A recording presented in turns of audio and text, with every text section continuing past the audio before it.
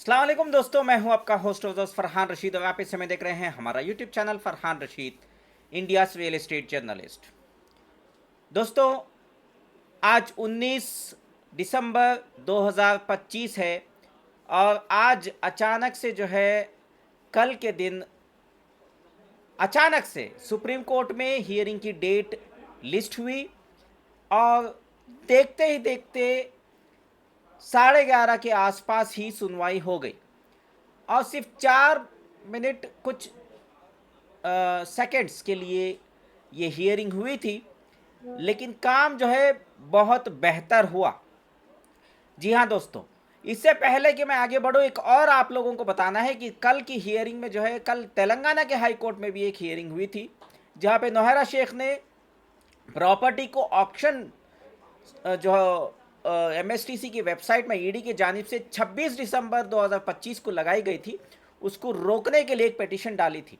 वहाँ पे एक तो नौहरा शेख की पिटीशन, उसकी जो थी, जो भी उसने उसकी डिमांड्स थी, उसको डिसमिस किया गया, यानी कि रिजेक्ट किया गया। इतना ही नहीं, नौहरा शेख को जो है 5 करोड़ का जुर्माना भरना पड़ा। कहीं ना कहीं ये 5 करोड़ का जुर्माना के पीछे जो है, मुझे लगता है कि शिवमोगा का बहुत बड़ा हाथ है, क्योंकि हम लोगों को रत्ती बराबर भी जो है इसका इल्म नहीं था कि हाई कोर्ट में अचानक से नौहरा शेख ने जो है 18 दिसंबर 2025 को एक पिटीशन दाखिला किया जहां पे इसने जो है सुप्रीम कोर्ट के ऑर्डर्स को चैलेंज करते हुए हाई कोर्ट में जाती है, नीचे के कोर्ट में जाती है। खैर, अचानक से उसी दिन ये केस दाखिला करती है, उसी दिन पिटीशन भी सुनवाई हो जाती है और नौहरा शेख को फटकार भी मिलती है। सिर्फ फटकार ही नहीं, 5 करोड़ का जुर्माना जो है भरना है, ये जो है तेलंगाना की हाई कोर्ट ने ऑर्डर में बताया है। अब ये 5 करोड़ नौहरा शेख को प्राइम मिनिस्टर फंड्स में जमा करना है और इसको कुछ 3 हफ्ते की मोहलत दी गई है। एक तो ये हो गया। अभी और बाकी है सुप्रीम कोर्ट में क्या हुआ। सुप्रीम कोर्ट में नौहरा शेख ने जो पिछली बार एक 2-3 हफ्ते पहले नौहरा शेख ने जो MA नंबर 222 ऑफ 2024 जो एप्लीकेशन उसने जो MA डाली थी, उसको विड्रॉल के लिए एप्लीकेशन डाली थी, उसके बारे में चर्चा हुई। तो वहाँ पे नौहरा शेख की विड्रॉल के लिए स्ट्रांग जो है अपोजिशन आया, काउंटर दिया गया ईडी के वकील वेंकटेश जी के जरिए। वेंकटेश जी ने भी जो है जज साहब के सामने कहा, जस्टिस पर्डीवाला को, कि नौहरा शेख की एक बहुत बड़ी चाल है, ये विड्रॉवल करके जितने भी ऑर्डर सुप्रीम कोर्ट ने दिए हैं ऑक्शन के, ये तमाम चीज़ों को रोकने के लिए एक चाल चल रही है। और ये हाई कोर्ट भी गई थी और हाई कोर्ट में भी इसको 5 करोड़ का जुर्माना भरने के लिए ऑर्डर्स इशू हुए। इसकी केस को जो है खारिज कर दिया, डिसमिस कर दिया करके वेंकटेश जी ने जज साहब को सुनाया। तो जज साहब ने फौरी तौर पे कहा, we have given free hands to ED, यानी कि हमने ईडी को फ्री हैंड्स दे दिए हैं, खुली छूट दे दी है। अगर आप चाहो तो अरेस्ट कर सकते हैं, अगर आप चाहो तो अरेस्ट कर सकते हैं, ऐसे कहा। फौरी तौर पे कस्टडी में लिया जाए करके भी जज साहब ने बोला वेंकटेश जी को। तो वेंकटेश जी को उसके बाद एक और चीज़ जो है जज साहब ने के सामने एक और चीज़ आई, कुछ प्रॉपर्टियों के मसलों को लेकर के जो है, जो बोनाफाइड परचेजर है, यानी कि जो नौहरा शेख ने जो लिटिगेशन रखी है, दूसरों को प्रॉपर्टी बेच दी या घोटाला किया है, वो जिसने भी जो खरीदार थे जो अटैच प्रॉपर्टी को खरीदे, उनके तरफ से 2 वकील ज़रूर आए थे अलग अलग बायर के जो है उनके बोनाफाइड परचेजर्स के जानिब से। जज साहब ने साफ साफ कह दिया कि हमारे से गलती हुई है, we have done a big blunder, we have done a mistake. First of all we shouldn't have allowed this petition, हमने ये पिटीशन नौहरा शेख की अलाउ करके बहुत बड़ी गलती कर दी। अगर ये नहीं करते तो ये केस बहुत जल्दी निपट जाता। हमने इसको जो है, हमने ये देखा कि गरीब लोगों का पैसा जो है वो देना है, इसके लिए हमने नौहरा शेख को थोड़ा टाइम देने के लिए उसकी बात को सुनी, यहाँ हमने गलती कर दी शायद, और ये नहीं करते तो बहुत जल्दी ये मसला जो है हल हो जाता, आवाम के पैसे लौटाए दे जाते। लेकिन यहाँ पे हम किसी की नहीं सुनेंगे, कोई बोनाफाइड परचेजर की नहीं सुनेंगे, किसी की नहीं सुनेंगे, फलाना फलाना बोला और उसके बाद वेंकटेश जी से एक सवाल किया, mister Venkatesh, how much is the scam up to. तो वेंकटेश जी ने कहा कि पूछा कि मतलब ये स्कैम कितने का है। तो वहां पे जो है वेंकटेश जी ने कहा रनिंग अबाउट 55,000 करोड़ स्कैम। कितना? 55,000, 55,000 करोड़ का स्कैम घोटाला है करके वेंकटेश जी ने जज साहब को कहा। फिर जज साहब ने कहा नेक्स्ट केस प्लीज। कुछ नहीं है, कोई एक्शन नहीं रुकेगा, कोई कोर्ट इसमें बीच में इंटरफियर नहीं होगा। हम कह रहे हैं ईडी को खुली छूट है, सारी प्रॉपर्टी बेच दिया जाए करके जज साहब ने कहा, और अगली सुनवाई की तरफ वो अपना फैसला जो है सुनाने के लिए चले गए। तो मेरे भाई बुजुर्गों दोस्तों, ये एक तरफ का है। दूसरी चीज ये है कि जो 5 करोड़ का जो फाइन लगा है नौहरा शेख को तेलंगाना के हाई कोर्ट की जानिब से, इससे ये बात खत्म नहीं होती। नौहरा शेख देखिए फिर से ये सुनने में आया है, अभी अभी अपडेट मिली है कि नौहरा शेख फिर से हाई कोर्ट में एक नया पिटीशन डाल रही है और इस 5 करोड़ के फाइन को चैलेंज करने जा रही है। ये देखिए, ये मोहतरमा की चालाकी। डॉक्टर कहती है अपने आप को, आलिमा कहती है अपने आप को, ये क्या औरत है समझ में नहीं आ रहा। मैं एक नसीहत देना चाहता हूं नौहरा शेख को कि तुम्हारे साथ कोई फिरकी ले रहा है। कभी देखिए पिक्चर वो आमिर खान वाली, देखिए कि नहीं देखिए? वो पिक्चर का नाम तो याद नहीं आ रहा है, ठीक है। फिरकी ले रहा है तुमसे कोई, तुम्हें वकील लोग जो है लूट के रख रहे हैं, तुम्हें कोई मिसगाइड कर रहा है। वो वकील जो अपनी खुद की बेल मुंबई में नहीं बचा सक रही है, उसका शौहर नहीं बचा सक रहा है, और तुम उनके बातों में आके सुप्रीम कोर्ट की बात को हाई कोर्ट में जाकर के चैलेंज कर रही हो।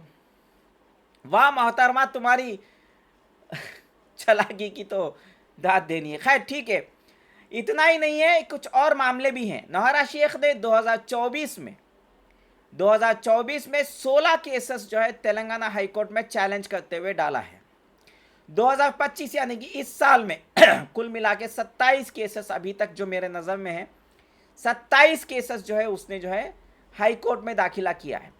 ये तेलंगाना हाई कोर्ट की है। अगर कर्नाटका वगैरह वगैरह मिलाया जाए तो 100 से भी ज़्यादा केसेस नौहरा शेख ने हाई कोर्ट में वकीलों को पैसा दे करके बर्बाद कर रही है, और वहाँ पे फटकार ही मिल रही है और कुछ नहीं है। हाँ, कुछ केसेस ऐसे हैं जो आपने सुना होगा कि आरओसी के केस में नौहरा शेख को जो है क्या बोलते हैं उसको, उसका गुनाह साबित किया गया था ट्रायल कोर्ट में, और उसको जो है सज़ा सुनाई गई थी। उसके लिए सस्पेंशन के लिए तेलंगाना हाई कोर्ट गई थी, तो वो प्रेजेंट जो है वो सस्पेंशन का मंजूरी देते हुए केस को आगे बढ़ाया गया है, और ये प्रेजेंट जो उसके ऊपर जो सज़ा सुनाई गई थी वो फिलहाल के लिए उस पर रोक है, उसके ऊपर स्टे है।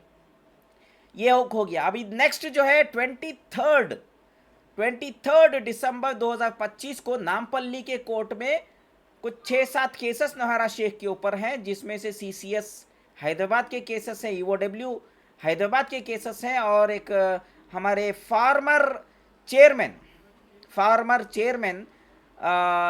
माइनॉरिटी के चेयरमैन हैं जो बीआरएस पार्टी के नेता हैं, आबिद रसूल खान साहब, उनकी प्रॉपर्टी में भी कुछ घोटाला किया है मन्नान कॉलेज को लेकर के। उसका भी केस की सुनवाई इंशाल्लाह 23 दिसंबर 2025 को है।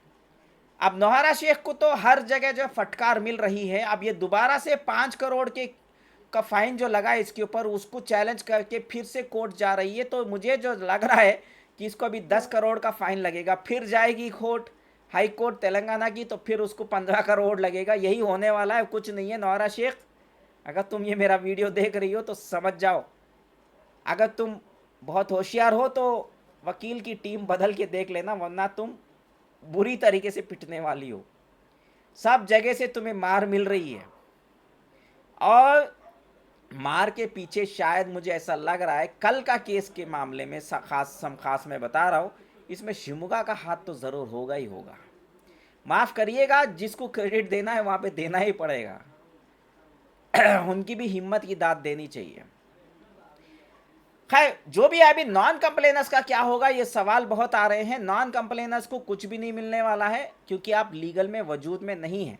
अगर आप लोग लीगल जाओगे तो इंशाल्लाह हो सकता है कि आप लोगों को पैसा मिलेगा, आपका हक हलाल का पैसा मिलेगा। अगर आप ये सोच के बैठे हो कि घर में बैठ के रहेंगे, आप व्हाट्सएप पे जो है सिर्फ बैठे रहेंगे या यूट्यूब देखते रहेंगे वीडियोस, वो मुती और रहमान के वीडियो को फॉलो करते रहेंगे, आपको पैसा मिल जाएगा, नौहरा शेख आपको थाली में सजा के आपके पैसे जो है आपके घर में ला के दे देगी, ऐसा होने वाला नहीं है।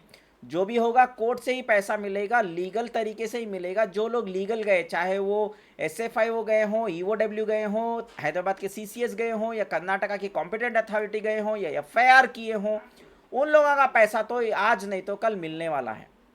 कुछ व्हाट्सएप पे जो है चर्चा चल रही थी अबू हनीफा उर्फ उमर सैफुद्दीन की, कि 10 साल हो गए, चप्पल घिस गए, अभी तक पैसा नहीं आया, हर बार कहते अच्छा फैसला आया, ये फलाना। अबे सुन, यूट्यूब पे हूँ, गालियाँ नहीं दे सकता मैं तुझे, लेकिन इतना ज़रूर सुन ले, तू ओवैसी के गाना छोड़ दे। ओवैसी के पीछे लगने से अच्छा तेरी आपा को कर्ज़े हंसना दे दे। फिलहाल उसको 5 करोड़ की सख्त ज़रूरत है, और ये तू बेफिजुल की बातें कर रहा है। और वो मुती और रहमान का एक वीडियो भी आया था जहाँ पे वो आप इन्वेस्टरों को गुनहगार ठहरा रहा है कि फ़ायदा और नुकसान में आपने लिख के दिया था, हमारे साथ है, आपने वादे से मुखर गए, एक्सेट्रा एक्सेट्रा। ये सेंटिमेंट आपको डाल रहा है। मैं आपको एक बात बता देता हूँ, ऐसी नौबत आने के लिए दिया किसने, वो नौहरा शेख खुद जिम्मेदार है। आप लोगों ने 7-8 साल में कोई केसेस नहीं किए, सिवाय 12,000 लोगों ने SFIO में गए थे, कुछ 30-40 लोगों ने ही FIR किए थे। अब तो रोज 2-3 FIR हो रहे हैं, रोजाना 2-3 FIR। किसी को केस करना है, EOW में अटैच होना है, मुंबई के या तेलंगाना हैदराबाद के CCS के कोर्ट में अटैच होना है, या कर्नाटका की कॉम्पिटेंट अथॉरिटी में अटैच होना है, तो मेरा व्हाट्सएप का नंबर स्क्रीन पे दिखाई दे रहा है, 9823658527। दोबारा से नोट करिए, अगर आपको FIR करना है, या CCS हैदराबाद में अटैच होना है, या EOW मुंबई में अटैच होना है, या कर्नाटका की कॉम्पिटेंट अथॉरिटी में अटैच होना है, लीगल जाना है, तो आप मुझे व्हाट्सएप पे मैसेज कर सकते, कॉल मत करिए। मेरा व्हाट्सएप का नंबर है 9823658527, जो स्क्रीन पे दिखाई दे रहा है। और ज़रूर याद रखिए, मैं फ्री में तो काम नहीं करता, मैं चार्जेस लेता हूँ। जो भी चार्जेस है आपको व्हाट्सएप में बताया जाएगा। हाँ, ये बात ज़रूर है कि 3-4 हज़ार का खर्चा ज़रूर आएगा।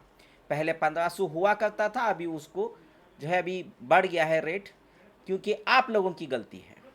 आप लोगों की गलती की वजह से अभी जो है फीस वकीलों ने बढ़ा दिया है, लीगल खर्चे बढ़ रहे हैं। जितना देर करोगे उतना खर्चा आपको ज़्यादा बढ़ेगा। अगर आपको लगता है कि फ्री में कोई काम कर रहा है, आप उनके साथ जुड़ जाइए, कोई प्रॉब्लम नहीं है, बहुत सारे लोग फ्री में भी काम कर रहे हैं। हाँ, अगर आप जो है को लगता है कि 3,000 4,000 फरहान रशीद के थ्रू क्यों जाना है, किसी और के ज़रिए जाएं, किसी और वकील को पकड़े जाइए, वहाँ पे 25-30 हज़ार 50,000 खर्चा करिए। लेकिन मेरा वो सिंपल सा फंडा है, अल्हम्दुलिल्लाह 400 से ज़्यादा हीरा गोल्ड के इन्वेस्टरों को मुंबई में हमने अटैच किया है। हैदराबाद के CCS में अभी अटैचमेंट कंफर्म नहीं हुआ है, लेकिन हमारी कोशिश जारी है। कर्नाटका के लोग, बाकी स्टेट के लोग भी हैदराबाद के CCS में ही अटैच होने की कोशिश कर रहे हैं। हमारे वकील उन पर काम कर रहे हैं। आपको भरोसा है तो मेरे पास आइए, नहीं तो किसी और के पास जाइए। कोई आपके पीछे जो है नहीं आने वाला। आना आपको है, काम आपका है, पैसा आपका है, बस इतना ही है। हाँ, कुल मिलाकर के समरी ये है कि सुप्रीम कोर्ट से भी फटकार, तेलंगाना हाई कोर्ट से भी फटकार, अभी आने वाले 23 दिसंबर 2025 को भी नौहरा शेख को कुछ 6 केसेस में बहुत बड़ी फटकार मिलने वाली है। इंशाल्लाह देखते हैं। और 26 दिसंबर 2025 को ध्यान रखेगा, ऑक्शन होने वाली है 59 प्रॉपर्टीज़, जिसमें 300 से भी ज़्यादा करोड़ की प्रॉपर्टीज़ जो है सेल को लगी हुई हैं। अगर ये सेल हो जाती हैं, बहुत बड़ा मसला हम लोगों का हल हो सकता है जो लीगल गए हैं इंशाल्लाह।